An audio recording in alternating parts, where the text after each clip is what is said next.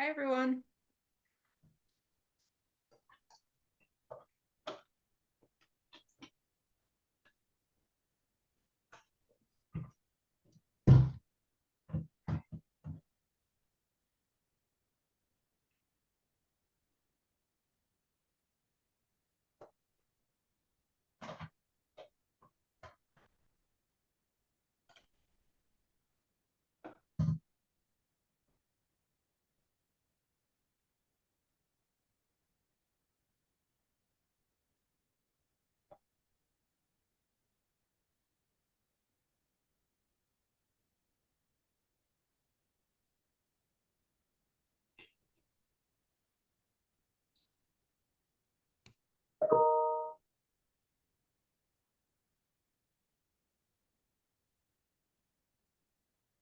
Hi, everyone. Just waiting to see if there's anyone else that shows up.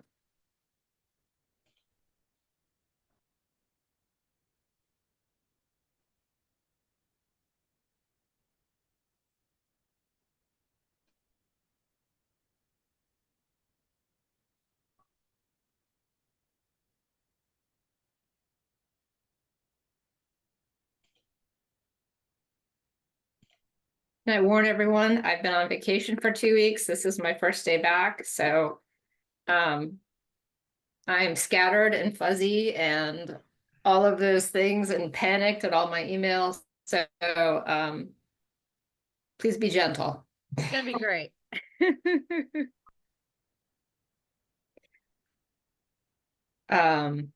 Just waiting to see if we have anybody else. There's some SOS emails. I can't get in or anything like that. And so far we are doing okay. You never know, but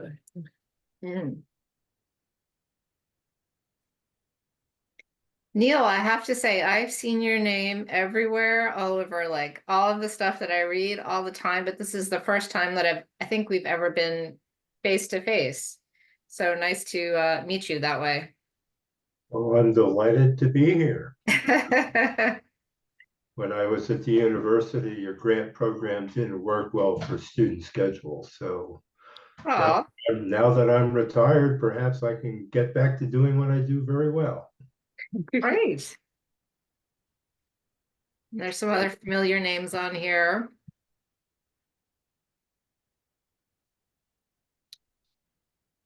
got another person joining.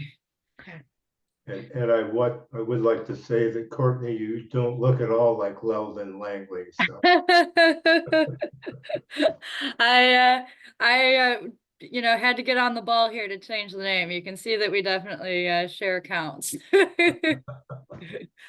So hopefully everybody feels good about their tax dollars and know that we are sharing licenses. well, give him my regards, please. Will do. Okay. Let's see here. We got 11. Let me double check how many we have. On the invite, I have one person saying they can't make it. And I think that's most of us, Jen, if you want to get started. Okay. Do folks want to go around and introduce themselves, or should we just let you go free and start pelting me with questions? What do you think? I think everybody knows each other. I think we're good. So my name is Jen Darso. I've been administering this grant for forever. It seems like probably about 12 years now, maybe a little, maybe less. And Courtney has just joined us, I think, in the past year, and she's kind of the overall grant person for our bureau now. So thank Courtney for the new snazzy RFR and all the new communications and the fact I think that today is my 6-month anniversary, Jen. Oh, okay. I'm looking at the date and I'm just like, I believe it's been 6 months. So I'm here. I stopped doing these, but Courtney suggested we do them. So and I'm so excited to see some people actually sign up because people stop coming into our bidders conferences. So that's great. Just so you know, any questions you ask, if I can, I'm gonna try and refer you back to the RFR. Specific for that specific information. If the information isn't in the RFR, I will be posting a Q&A. It'll be on Combis. After I reply to your question so that everybody has the same information, and has access to the same information who may be interested in applying for grant funds. So that's about it. Please be patient. I do need to take some notes if I do need to post some questions in a Q&A. So let's let folks go. Does anyone have any questions they want to? Whoops. Oh, this is me. I'm actually just sharing the RFR in case there's anything in here you want to refer to directly if we get a question. Okay. So does anybody want to go first? I can go first. That's fine. Hi there. I'm sorry, you're a little muffled. Maybe it's me. Let me turn this up a little bit. Maybe my speaker needs to be up.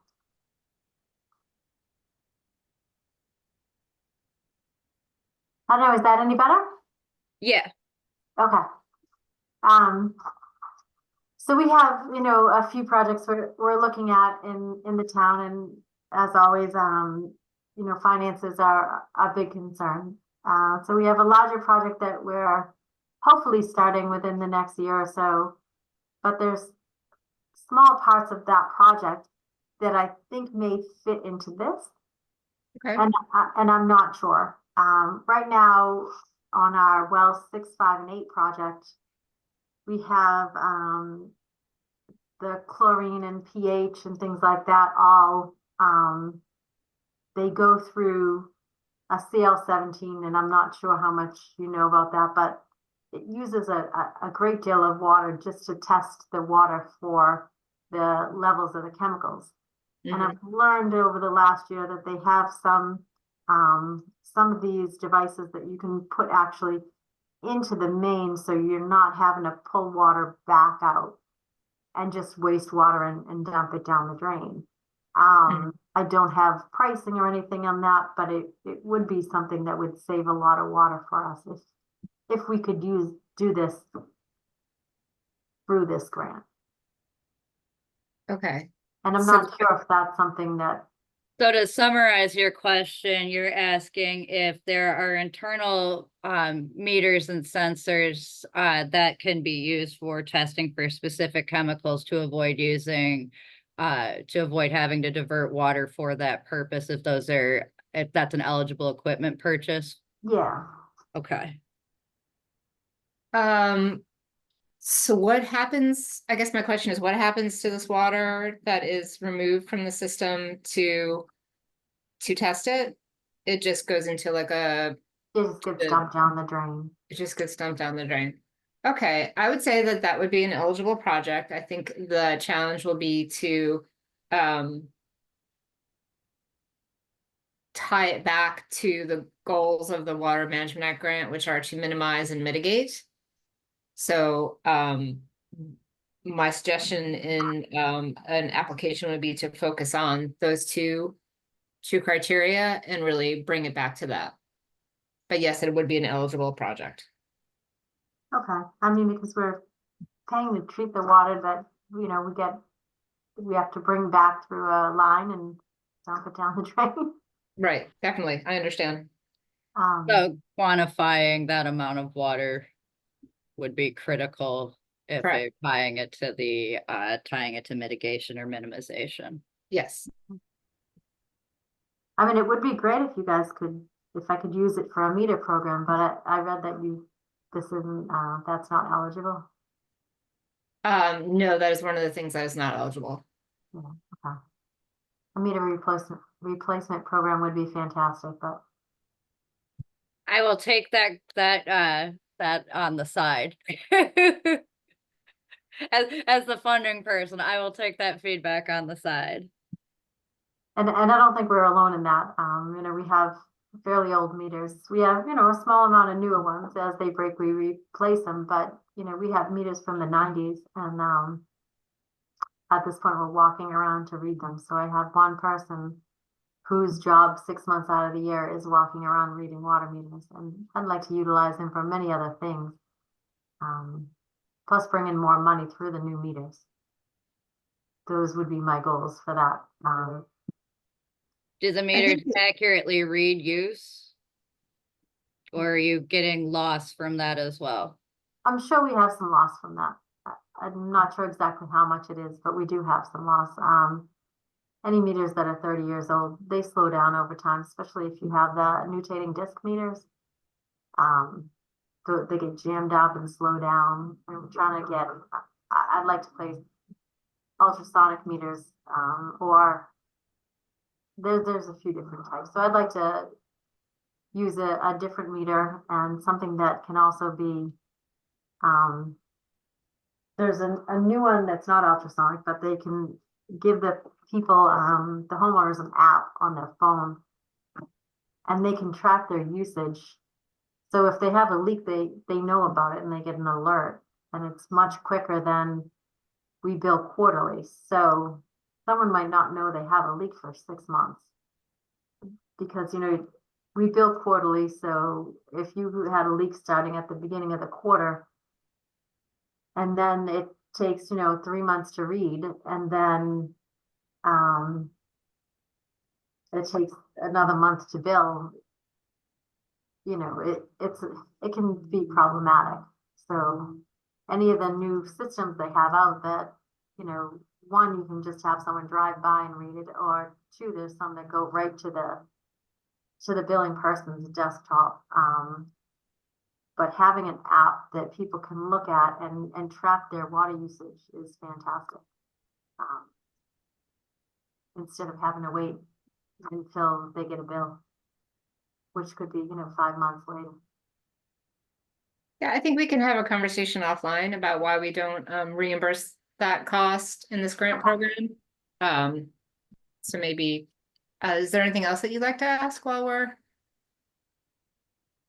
Those are the biggest things that I have in mind is the upgrades to the wells and the water meters. Well, Okay. the treatment plant and the water meters. And just as an afterthought, I'm sorry, if everyone who's on this call, if you wouldn't mind just typing your name, is there a chat box? And just so we have a record of everybody, that would Yeah, be we do great. have a chat box. Sorry, that's my bad. I should have asked at the beginning. All right, Melissa, how can I help you? Good afternoon. I had two quick questions. Okay. One being we need to apply for an M36 audit funding. And we had participated in a Water Management Act program. I think it was 2012 previously, Okay.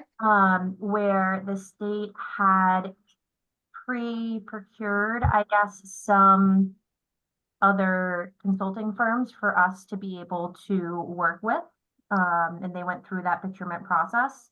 Mm-hmm. I was curious if that happened to still be the case, if you guys had anybody there, or if we'd have to go out through our own procurement process prior to applying for an M36 audit for assistance. We do have funding for an M36 grant program. We will be sending out an RFI probably in the next 2 months or so. Probably in the next couple of weeks. I would look in September. Okay. is when I'm targeting for that. So it'll be shortly after the Water Management Act applications are due. We're going to review that, and the RFI will go live after that. So I'm anticipating September. And there are several cogs in the wheels. As you know, we are the state, so we have to do a fair amount of review, but I am hopeful to have that posted fairly soon in September and I'm hoping to do potentially do 2 rounds this year. Or 2 rounds for the RFI to get people or to see for interest, because it kind of comes up throughout the year that people discover that they need a water audit, or if you or me, I call it a WADit. And so I'm trying to make the program just a little bit more flexible to account for when that does happen. But I'm targeting September, October at the latest, but September we are very hopeful for. Totally fair. And then my next question is more of kind of an infrastructure upgrade question. Is we have a number of dead ends that we're manually running and bleeding. And the guys go out, turn it on, grabs, an estimated, time and estimated flow. They go back and check it in the afternoon, make sure we have good chlorine residual. Is there any funding potentially available for installation of the automatic flushing units that meter and monitor, some of the water quality parameters so that we can more effectively manage our water quality? Once again, I would point you back to the goals of the grant program, which are to minimize and mitigate. So it doesn't sound to me like that would be some kind of project that would meet either of those goals. I feel like if we're able to meter it better, and hopefully in theory use less water because we are only flushing for the amount of time that we need to. Versus just kind of free flowing and getting back there, 2 hours after we get good chlorine residual, and it just allows us to track our unaccounted for water better. Right. I would make that if you do send in an application, I would make that argument. And that would be your hook into the grant program. Okay. Fair. Thank you. That's all I had. Okay. Just as a note to everybody, we do have less funds this year. Up until this year, we've had $2 million. This year, we're down to 1 million. So it's getting slightly more competitive.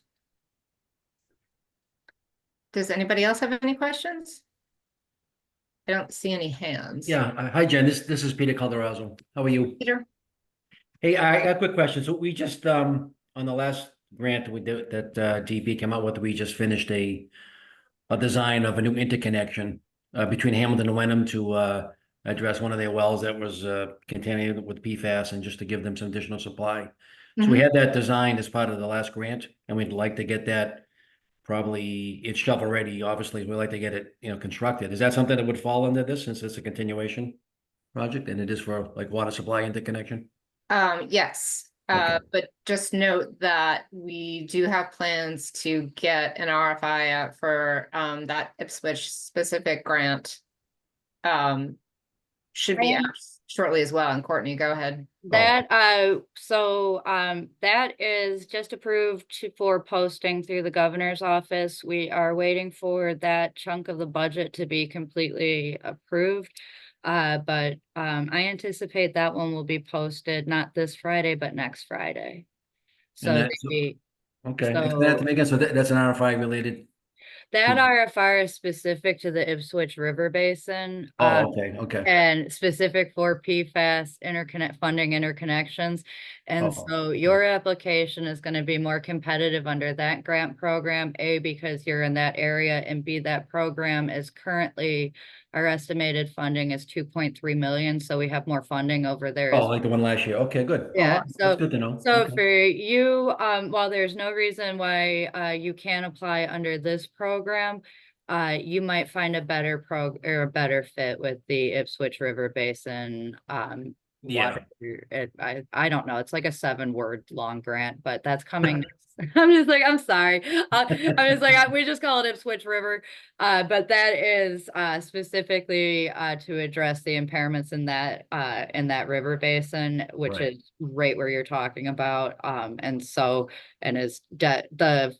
projects are very similar under both grant programs as to what is eligible, but that one's geography specific. So since I'm just like, again, welcome to apply for both, but I think we have potentially a better dance partner, and that one will be issued. Like I said, it's been approved through the big guy. I'm just like, the funding is pretty much done with being approved. We have some work to do internally, but that, and it's like, and there's a process to get everything posted, but we just got approval last Friday from the Gov's office. So we're getting closer on that one. It's Okay, in yeah, I mean, that makes more sense. That way you'll leave money available for people that may not fall into that. Yeah, so we're kind of for this one, although we would, although there's no preclusion in that basin from applying, there is another program that we would encourage people to consider also applying to. Okay, Also on Yeah. Thursday, we are having a Meet the Grants presentation in training at 1:30. I'll send out a flyer for it to anybody who's interested. It has a pre-registration on it, but that one we're going over all of the grants that are going to be available from us in FY25. And I do kind of end with our grant cousins for things that are not exactly what we do, but are related to water quality. And so if anybody has some, I'm just like, everybody's got water problems. And so if you'd like to come see kind of like the whole kit and caboodle of like what our grants cover, because, where each one kind of cuts off and the next one begins and where you kick over into loan territory. Because, whether it's going to be one of the state loans or where you kick into federal territory to kind of help point people in the right direction. Cause it's hard, there's a lot of, it's hard to, it's hard. So we're trying to make it easier to figure out where to find things. yeah. Well, we appreciate that. Easy's good. I'm a former town planner and I'm like, it's hard to find all of the money and like to know where to, where to direct like your limited resources to do applications. And so to the extent we can kind of help people find their dance partners and prioritize, we're really trying. So Thursday is our presentation on that for anybody who wants to spend more time with us this week. And yeah, are you gonna send out a link? Yeah, I'll send out Okay. to the same mailing list. I'll send you our Meet the Grant. Awesome. Okay. Invite. Great, thank you. Trying to plug that a lot, where it's just like I was like, it's hard. You have to see kind of the whole landscape to figure out which one is the one you definitely want. Okay. And Peter, just as an FYI, the match requirements for the two grants are different, so it would be advantageous actually for you to apply to the Ipswich grant project where there is no match, as opposed to the statewide water management act grant where there's a 20% match. Oh, that's right. I didn't think about that. Okay, that's good to know too. Yeah. Okay. Yeah, it seemed that would be a benefit since Yeah. this is the continuation of what we just did under that grant, so it would make sense that it would. Yeah. Probably be more apt to be more appropriate for that type of program. Okay, thank you. Okay. Anybody else? I don't see any hands up. Neil. Well, thank you very much. I guess my questions are multi-part. So I've been speaking with Somerset recently, and a while back, Beth McCann told me that, and this was confirmed by Dwayne Levangie, that Somerset's permit renewal is coming up in the next 6 to 12 months. The original permit was issued in 2005. At that point in time, a firm yield study was required. And then apparently the USGS started a study of a number of systems in the state. And so the water management program said, well, you don't have to do it now because the USGS is going to do it. So it's only recently that I became aware of the USGS work, which was published in 2011, and they never did Somerset for whatever reason. So Beth has told me that Somerset needs to do a firm yield study. And since I'm the guy who wrote the book, I'd be interested in doing it. So second question is, are you requiring people who do a firm yield study use my methodology? It's complicated for sure, but it does a good job. If you take a look at page 4 of the RFR, it asks the manner in which we would like the studies to be done. So it's page 4, if you go back, let's see. Yep. I know your name is all over this, but that is listed in the RFR as what is the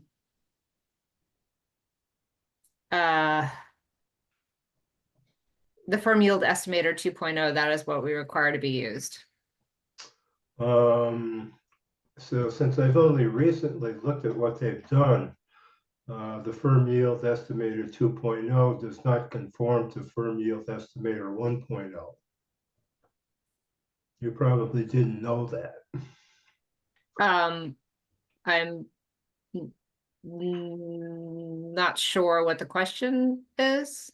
So the question is, since 2.0 is based on 1.0, would 1.0 be okay to use?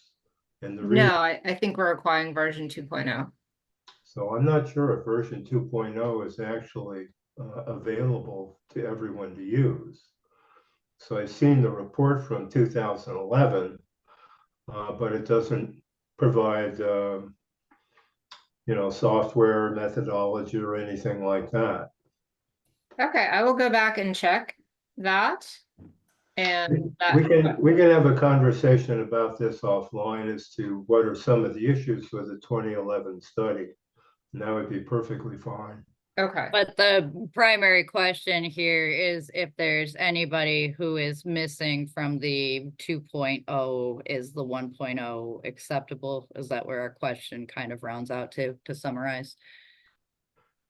I'm asking this because your question gets boiled down to a written public or written Q&A document. And so I'm trying to kind of accurately summarize to make sure that we've got this summary, because I don't do this, and this is for my own edification to make sure that my notes are accurate. But the question is, based on your experience in Somerset, you are aware that there are some communities that are not included in the 2.0 study that USGS did.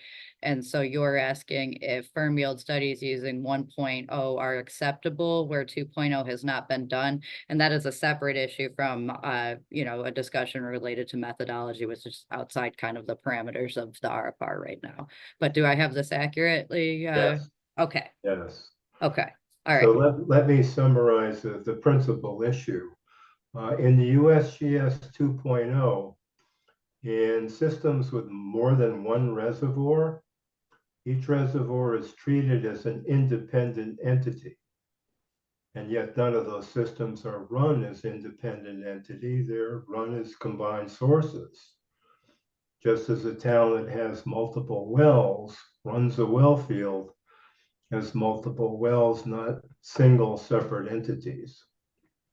But I understand that there's a beef with methodology, and I suspect you understand that we are relying on the USGS, what USGS is providing, because we are not necessarily, there are always reasons why we have to go with one standardized method, whether or not it's completely accurate for every single situation, or if there are situations where it is not great. My expertise, for example, is zoning, which is a one size fits all prescription for all the land use in town, and it doesn't necessarily do it perfectly for everything.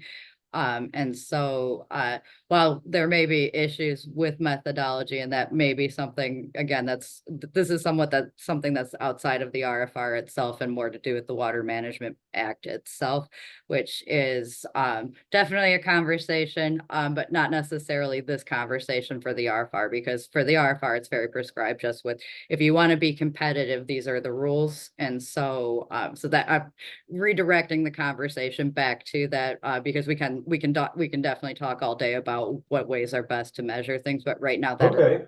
I was like, right now this is what we have to work with, and so we are not the people who make that decision, and we respect your opinion on it, but I'm going to turn it back to the RFR since that's the focus of this one meeting. But I think we've kind of captured what the question is. We'll get back to you on what the workaround is for communities that were excluded.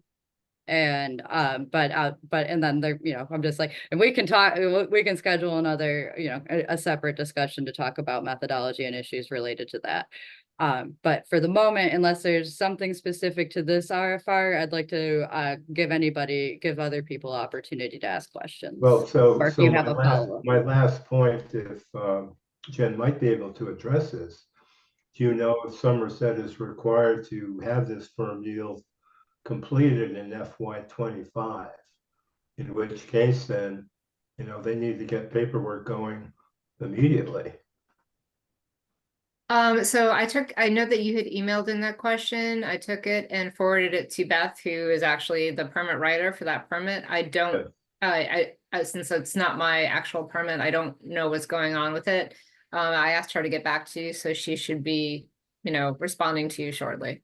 Okay, terrific. Thank you very much. I'm all set. Okay. I do have another question, if that's all right. Yeah, go Shoot. for it.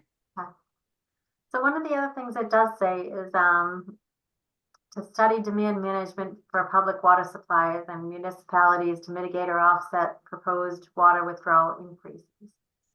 So if we have a hydraulic model, if we were to do some more work on that hydraulic model so that we could analyze some of the projects that are coming up in development, would that fit into this grant? When we talk about demand management, we talk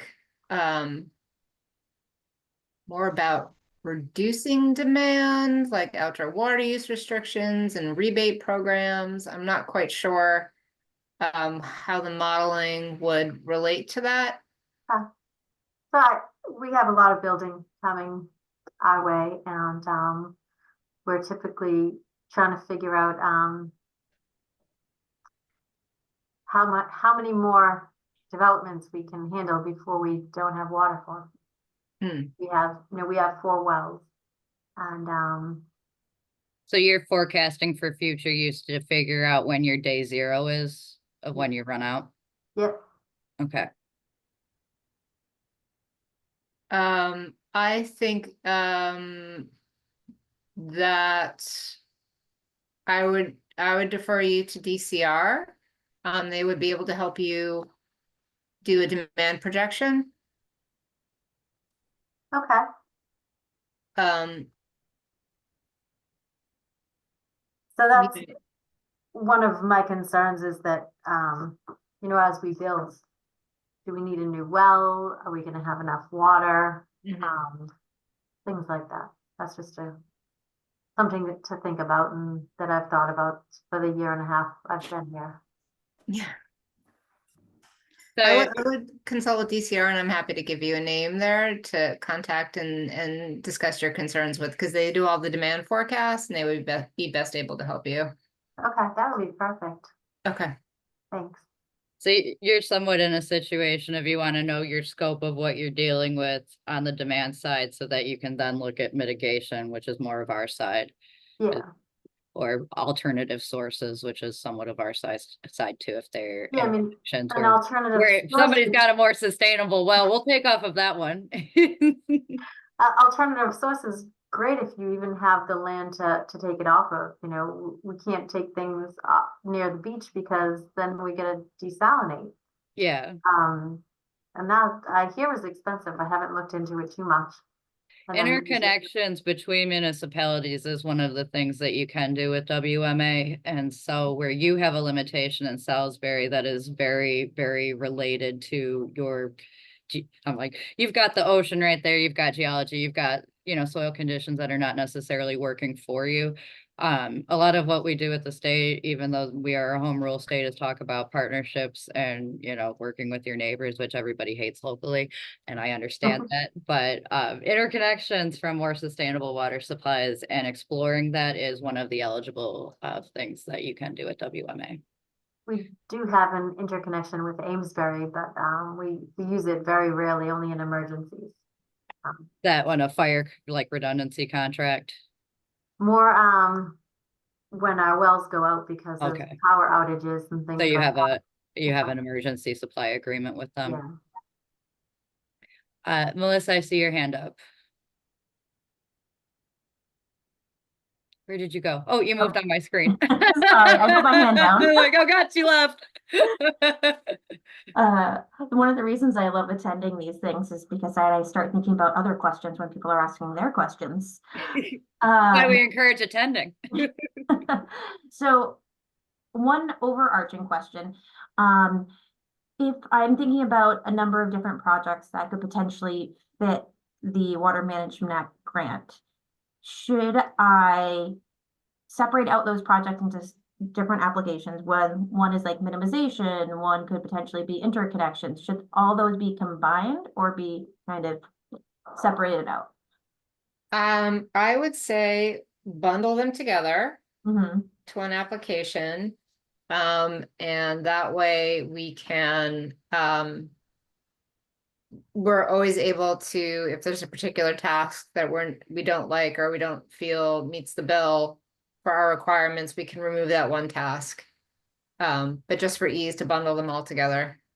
Okay.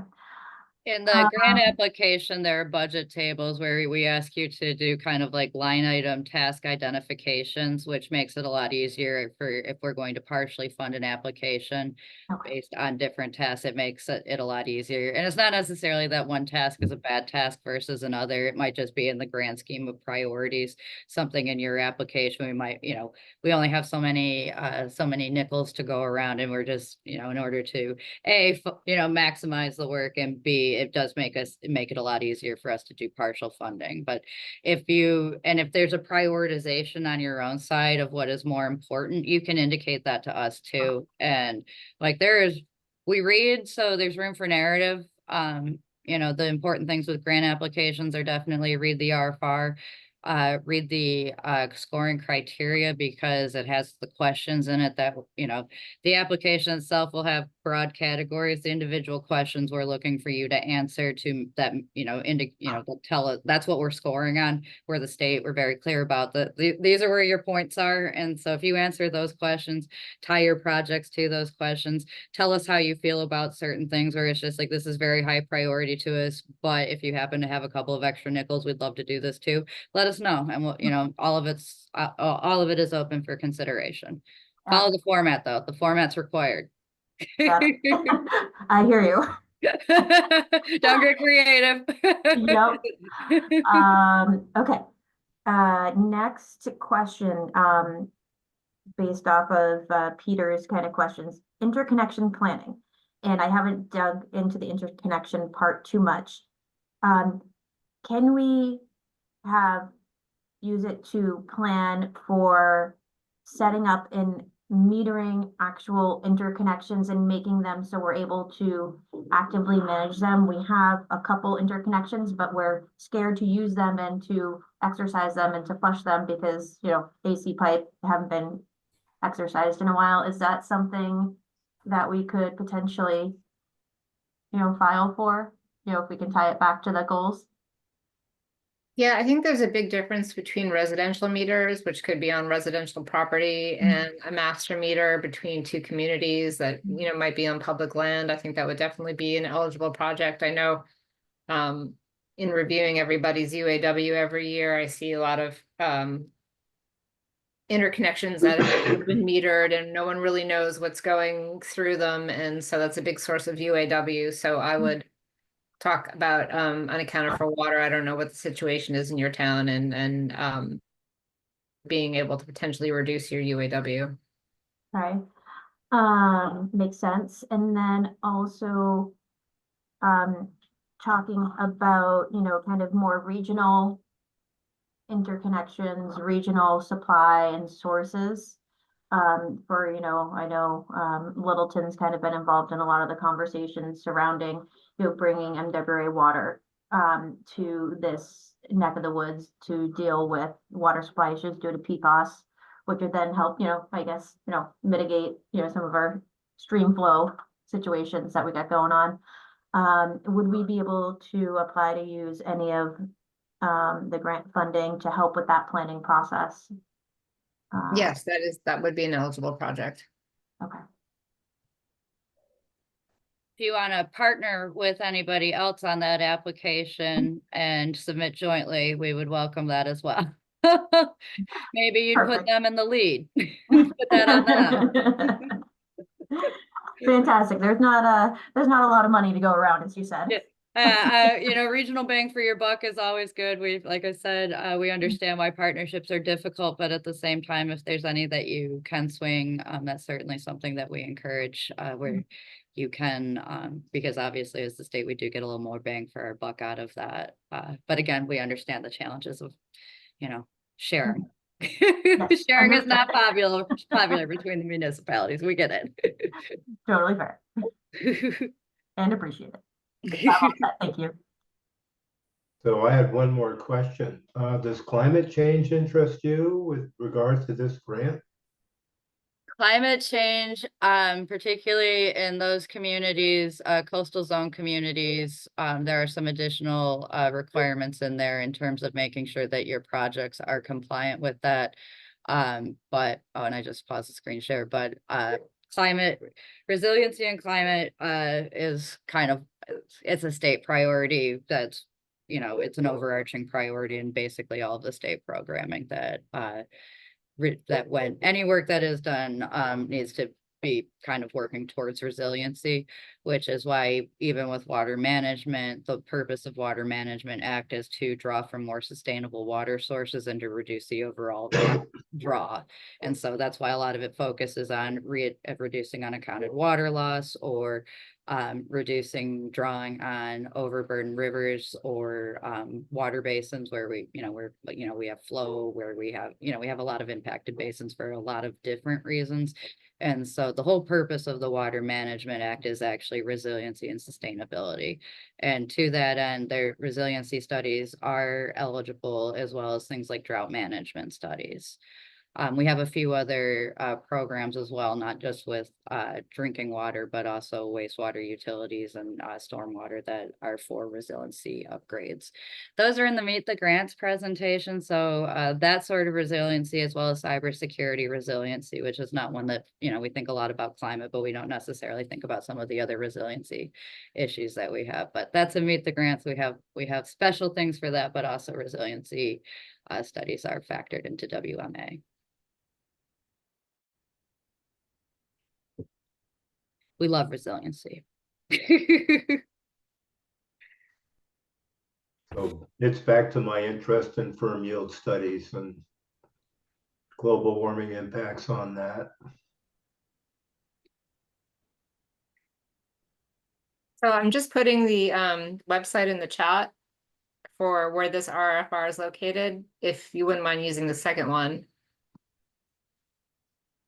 It's also on combis.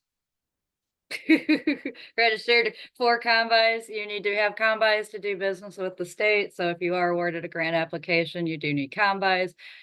So fair warning there. Yeah. Most of you probably already are on combis, but just in case you're not, there's also information about combis on the Meet the Grants flyer that we will distribute after the fact. If you are a municipality, most of you will already have one. Talk to your finance department because they're usually the holder of the keys. We will post any responses to Q&As to combis as well as to the website. But this is just your fair warning about combis. Combis. Never miss a grant opportunity. Register for combis today.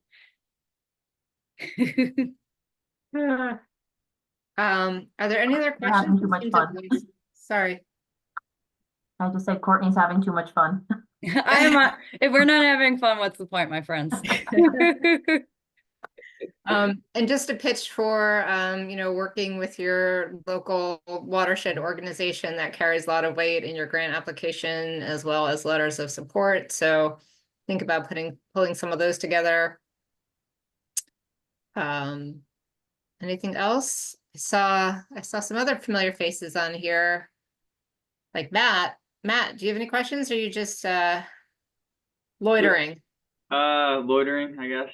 I do have one quick question. Okay. Now that we brought up some other project types that would be eligible, Sure. can you submit for multiple projects, like unrelated projects? An Yes. application? Yes. Okay. I like feel free to bundle them together and we can partially fund the whole thing. If you want to do it separately, that's fine, but I would suggest bundling them together and applying in one grant package. Okay.